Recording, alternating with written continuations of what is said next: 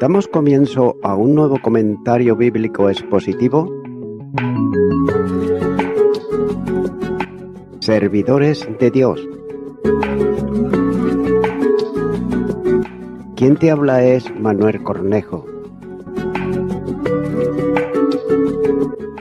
En esta ocasión estaré compartiendo en el Evangelio de Mateo.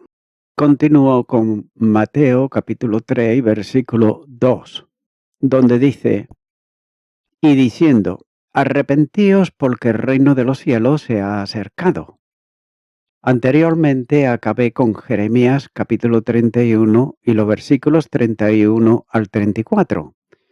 Pero ahora prosigo compartiendo este versículo 2, donde dice que estar dentro de las estipulaciones del pacto con Dios supone una correcta relación con Él, ya que siempre el pecado restringe las bendiciones establecidas en el pacto.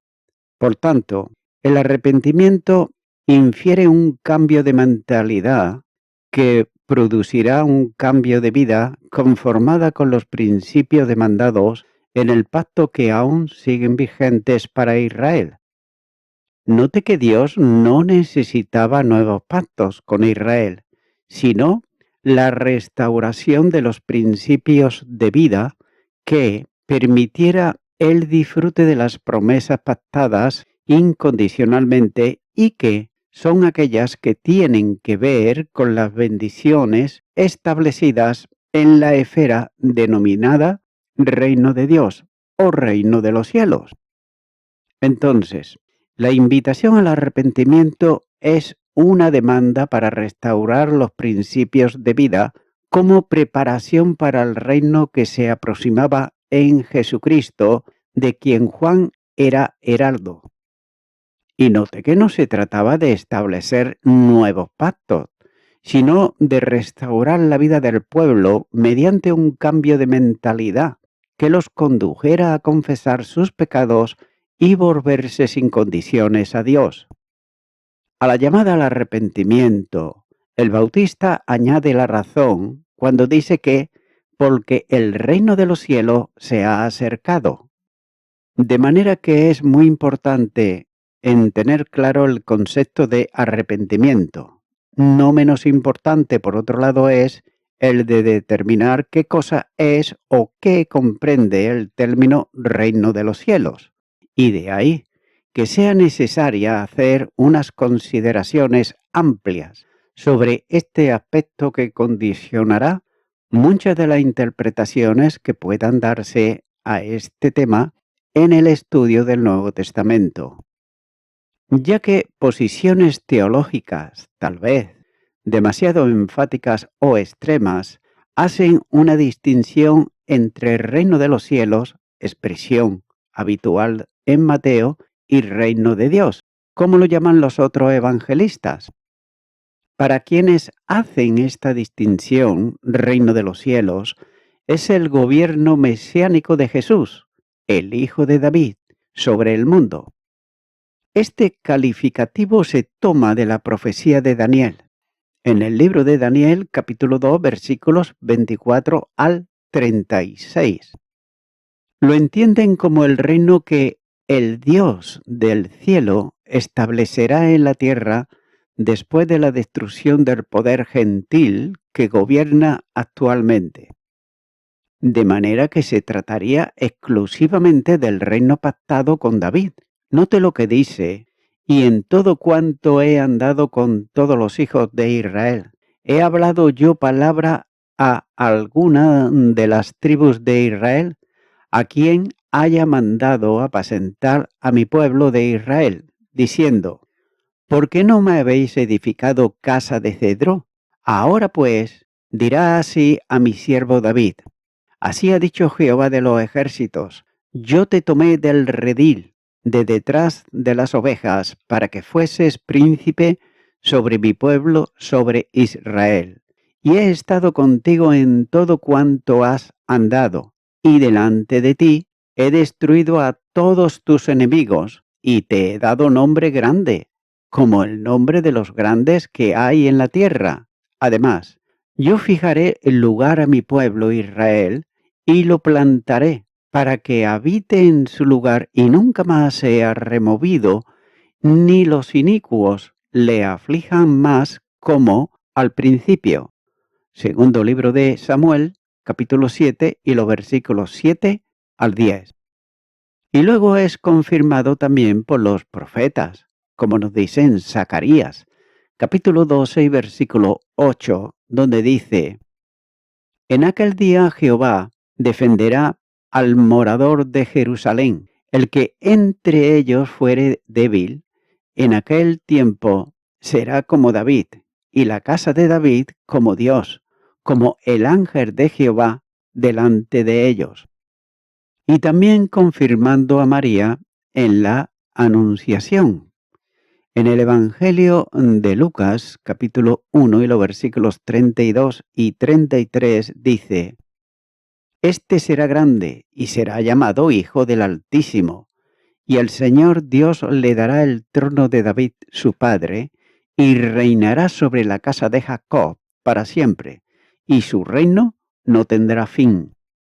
Se considera que hay una distinción entre reino de Dios y reino de los cielos, y es que por tanto no son sinónimos, ya que aparentemente hay 5 diferencias. Por ejemplo, la primera es la universalidad y limitación, ya que el reino de Dios es universal y comprende a todos los seres que se sujetan voluntariamente a la autoridad de Dios en cualquier dispensación, como así nos muestra el Evangelio de Lucas capítulo 13 versículo 28 y 29 y Hebreos capítulo 12 y los versículos 22 y 23.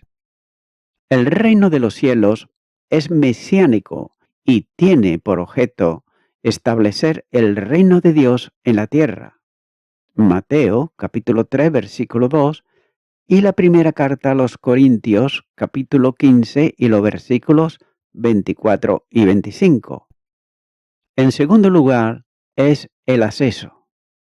Al reino de Dios se entra solo por el nuevo nacimiento, como nos muestra Juan capítulo 3, versículo 3 y los versículos 5 al 7. El reino de los cielos en el presente es la esfera de la profesión de fe cristiana que puede ser falsa o genuina, como así nos muestra Mateo capítulo 13, versículo 3. En tercer lugar, son cosas comunes. Como el reino de los cielos es la esfera terrenal del reino de Dios, tiene ambos casi todas las cosas en común. Y es que por esta razón, muchas enseñanzas sobre el reino de los cielos en Mateo se repiten para el reino de Dios en Lucas, ya que la distinción se establece por omisión de asuntos que por su naturaleza no pueden aplicarse al reino de los cielos. En cuarto lugar, son 2 formas de manifestarse, ya que el reino de Dios no viene con manifestaciones externas, como así nos muestra el Evangelio de Lucas, capítulo 17 y versículo 20. Es más bien interior. Romanos, capítulo 14, versículo 17. El reino de los cielos ha de manifestarse glorioso en este mundo. Evangelio de Lucas, capítulo 1 y los versículos 31 al 33.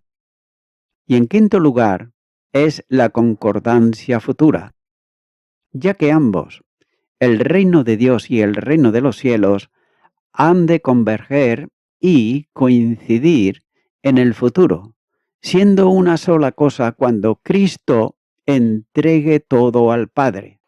Primera carta a los Corintios, capítulo 15, los versículos 24 al 28. Esta posición diferenciada extrema presenta serias dificultades, ya que se basa en la hermenéutica distintiva del sistema dispensacional extremo, y tal posición exige distinguir 3 aspectos en el concepto del reino de los cielos que aparecen en el Evangelio según Mateo.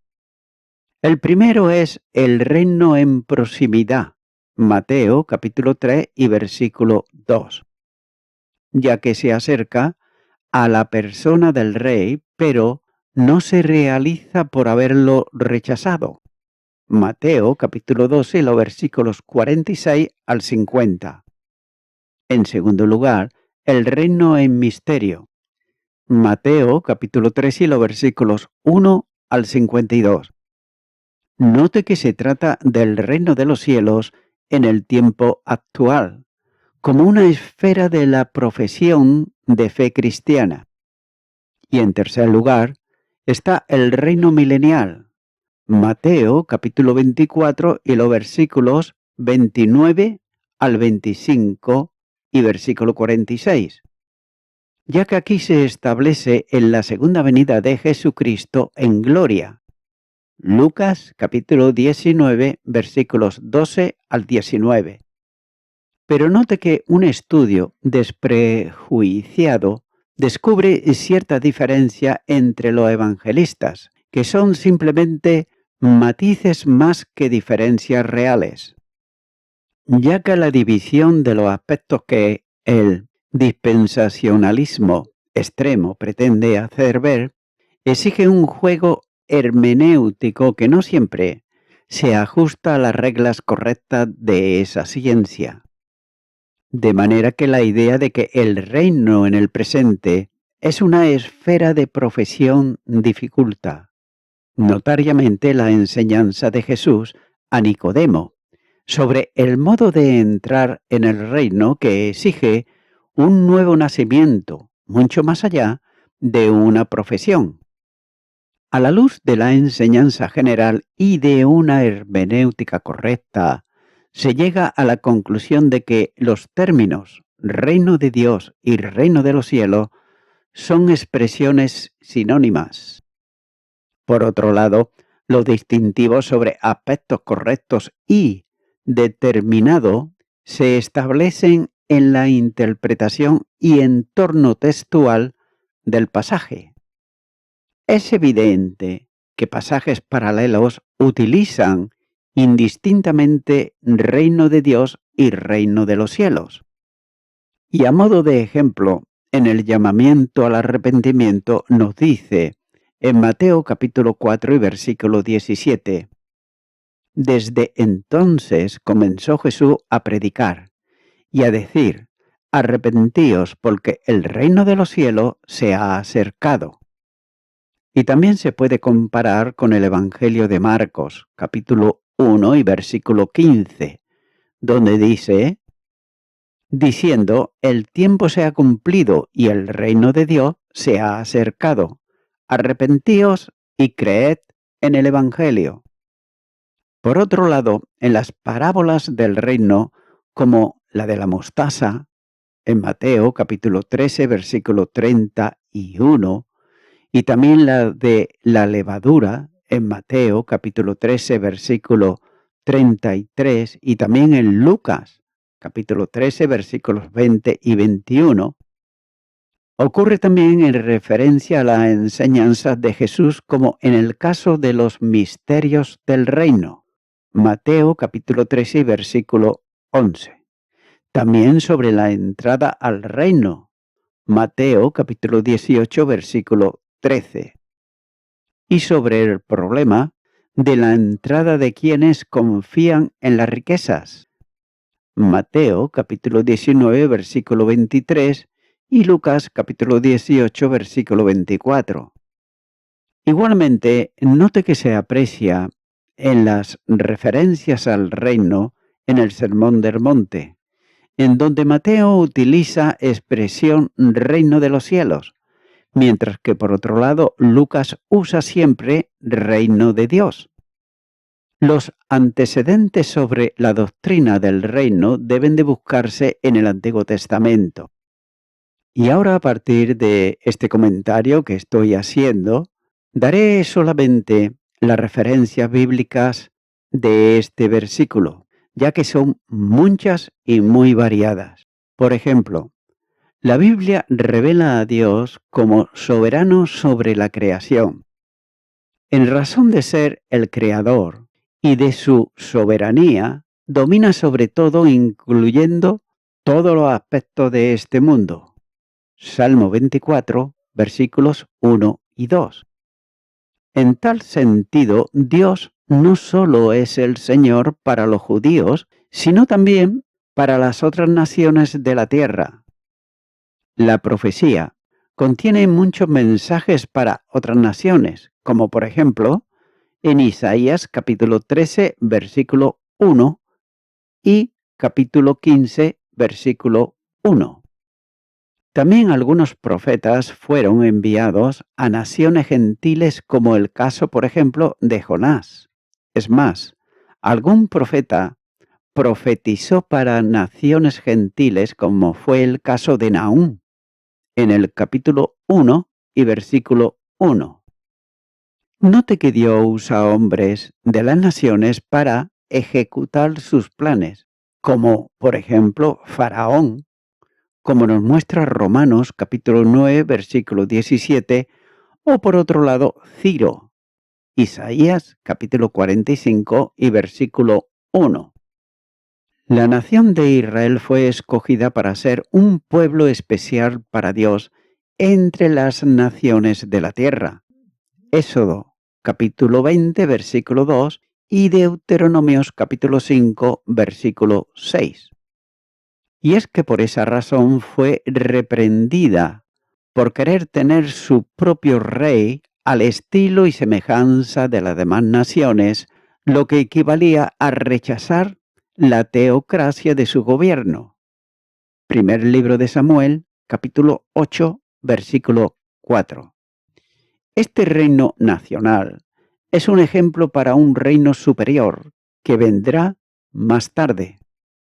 Y tal es uno de los aspectos del pacto davídico, como muestra el segundo libro de Samuel, capítulo 7 y versículo 12, que no se cumplieron en el reinado de Salomón y que se encuentran renovados como promesa en la profecía.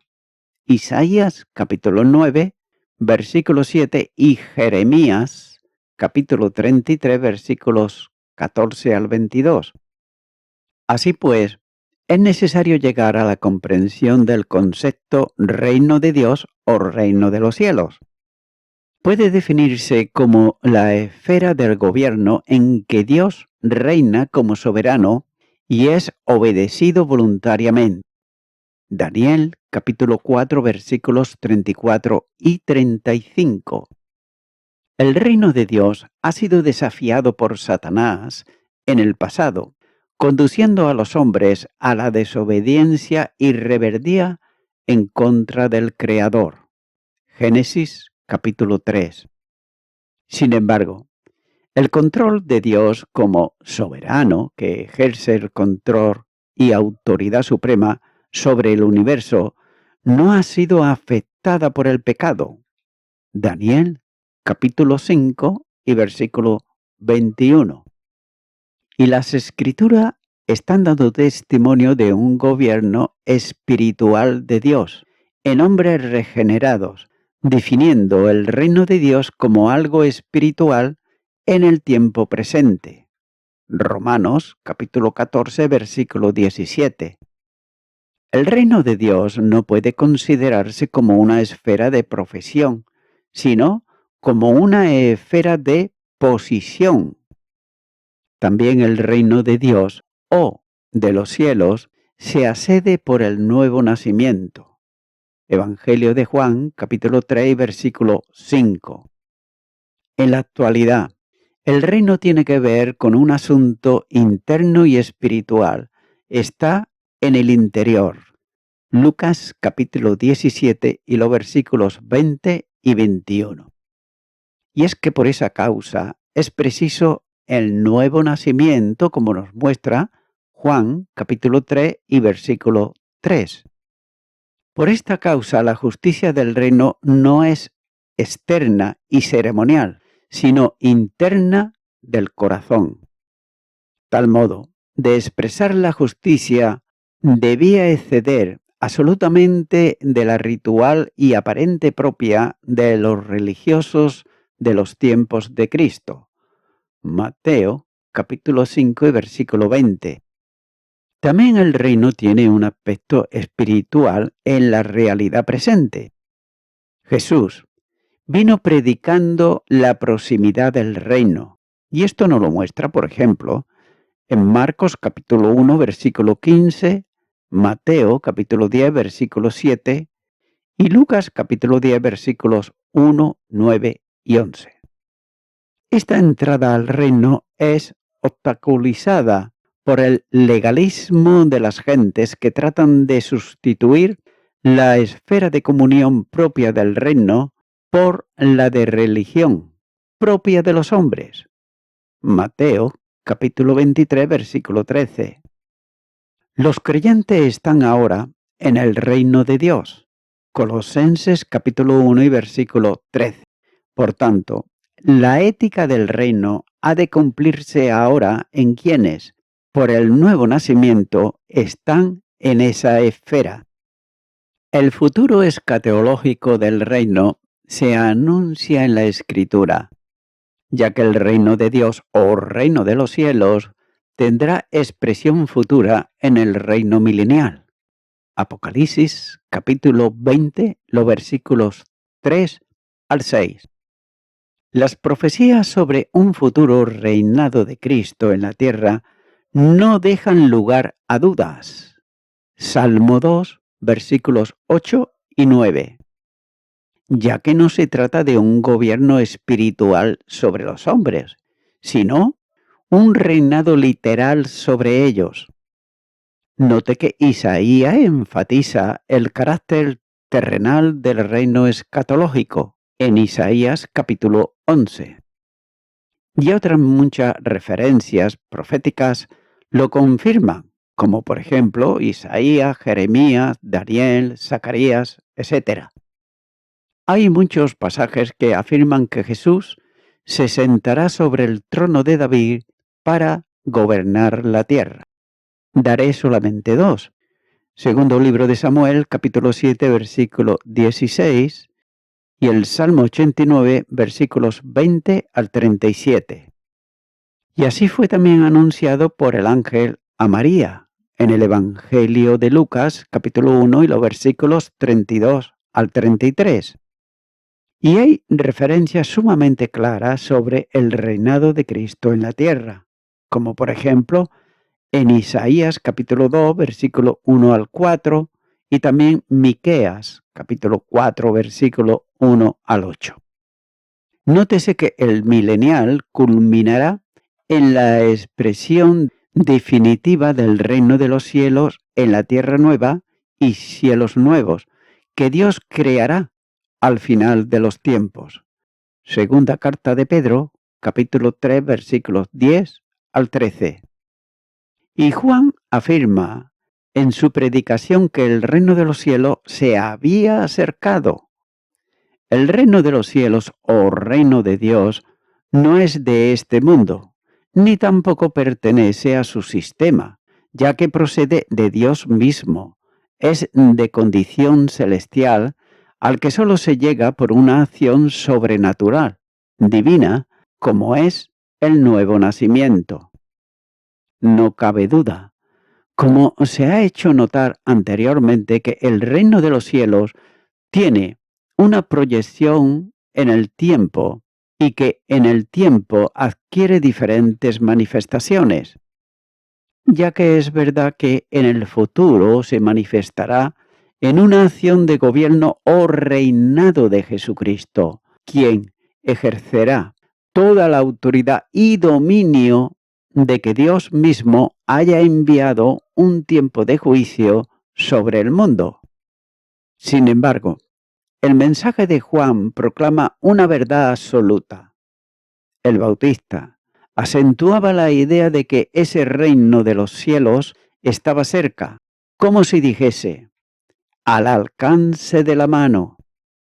En él van entrando cuantos creen en Cristo, como respuesta de fe al mensaje del Evangelio. ya que aquel reino predicado por los maestros de los tiempos de Jesús no era el que se acercaba en Cristo mismo. La idea de un reino político temporal no es concordante con el del reino de los cielos, que es un reino eterno. Lucas capítulo 1 y versículo 33. Ya que había bendiciones definitivas para todos aquellos que, escuchando a Juan, confesaban ellos sus pecados y comenzaban a vivir conforme a las demandas de Dios y para su gloria. El arrepentimiento, que lleva a la confesión, es una preparación necesaria para disfrutar de las riquezas de gracia del Evangelio de Cristo. Por tanto, es necesaria una restauración espiritual en cada momento para que pueda fluir las bendiciones de Dios. Note que el arrepentimiento conduce a una renovación espiritual que permite la plena comunión con Dios y acerca a cada creyente la provisión que Él tiene de dones perfectos y de buenos regalos. Santiago, capítulo 1, versículo 17. Y voy concluyendo con esto. Dice que porque el reino de los cielos está muy cerca. Note que aquí afirma que Juan quería decir que estaba por empezar la dispensación en la que, a través del cumplimiento de las profecías mesiánicas, el reino de los cielos o el reino de Dios en los corazones y vidas de los hombres comenzaría a manifestarse en una forma mucho más poderosa que nunca antes. En un sentido, ya había llegado. Y esto significaba que habría grandes bendiciones a disposición de todos los que por gracia soberana confesasen sus pecados, abandonándolos para empezar a vivir para la gloria de Dios. Es por eso que, mi amigo, mi amiga oyente, si tú nunca antes le has confesado tus pecados a Dios directamente, he dicho a Dios y no a ningún hombre, a Dios directamente, si nunca antes le has dicho a Jesucristo que venga a tu vida, que perdone tus pecados, pues te puedo guiar en una oración muy sencilla, pero esto sí, repite conmigo y di con fe: Señor Jesucristo, vengo a ti en arrepentimiento, sabiendo que soy una persona pecadora y que solamente tú, que eres Dios, puedes perdonar mis pecados. Ahora yo me arrepiento de ellos y te acepto como mi Salvador. En tu nombre, amén.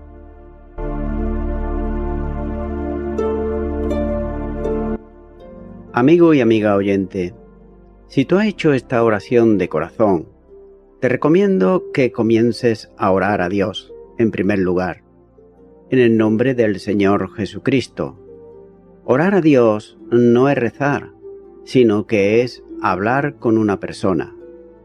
También te recomiendo que leas la palabra de Dios y lo hagas a diario. Comienza, por ejemplo, con el Nuevo Testamento. Y también, por último, te recomiendo que para que puedas crecer espiritualmente, te congregues en una iglesia cristiano-evangélica, donde se predique, se enseñe y se practique la sana doctrina y la palabra de Dios. Congrégate ahí y con el tiempo podrás crecer espiritualmente y también servir al Señor Jesucristo. Que Dios te bendiga. Y a toda la audiencia, nuevamente ya me estoy despidiendo de todos ustedes y será hasta el próximo programa. Que Dios os bendiga a todos.